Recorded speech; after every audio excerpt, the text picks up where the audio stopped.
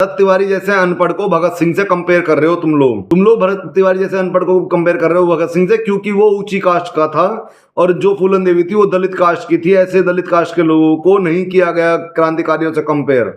भरत तिवारी ऊंची कास्ट का था इसलिए उसे कंपेयर किया गया। ऐसी कुछ बातें कही गई लक्ष्य के द्वारा, स्पीक बाय लक्ष्य ऐसा कुछ करके उसका नाम है, उस लड़के के द्वारा, उस कंटेंट क्रिएटर के द्वारा, ठीक है। उसका कहना था कि भगत सिंह जो था वो पढ़ा लिखा इंसान था, बहुत ज्यादा बौद्धिक उसका स्तर ऊंचा था।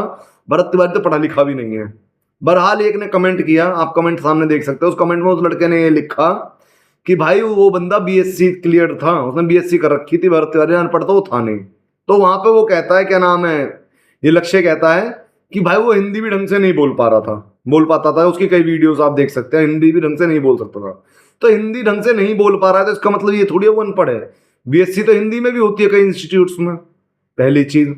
फिर दूसरी चीज ये कि वो हिंदी नहीं बोल पा रहा था, इसका मतलब क्या वो क्रांतिकारी नहीं हो सकता, उसका बौद्धिक स्तर अच्छा नहीं हो सकता? भाई खूब हो सकता है। ऐसे सैकड़ों हमारे सामने है, क्या कहते हैं, उदाहरण मिल जाएंगे हमें। तो हाल स्वयं करते हैं जिस बैकग्राउंड से आते थे वो भोजपुरी बैकग्राउंड था, वो हिंदी ढंग से नहीं बोल पाते थे शुरुआती दिनों में। बाद में वो तो फिर भाई इतनी बड़ा व्यक्तित्व बने।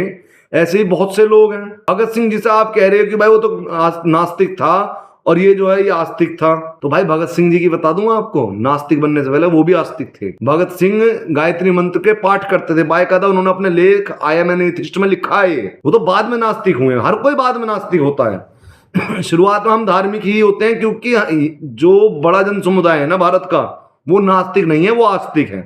और जो जिस आस्तिक घर में पैदा होता है वो आस्तिक ही होता है शुरुआत में।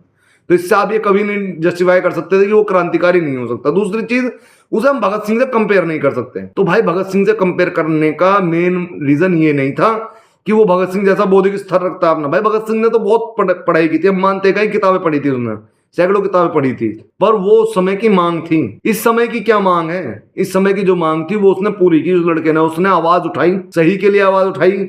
शुरुआत में वो धर्म से जुड़े हुए काम करता था, मगर उसने बाद में जो आवाज उठाई अपने गांव के लिए, अपने लोगों के लिए, वो सही थी बात उसकी। जगह जगह वो भटका, उसने समय दिया, और अंततः जब वो परेशान हो गया उसने हथियार उठाया। किसके खिलाफ? शासन के खिलाफ एक आवाज उठाई।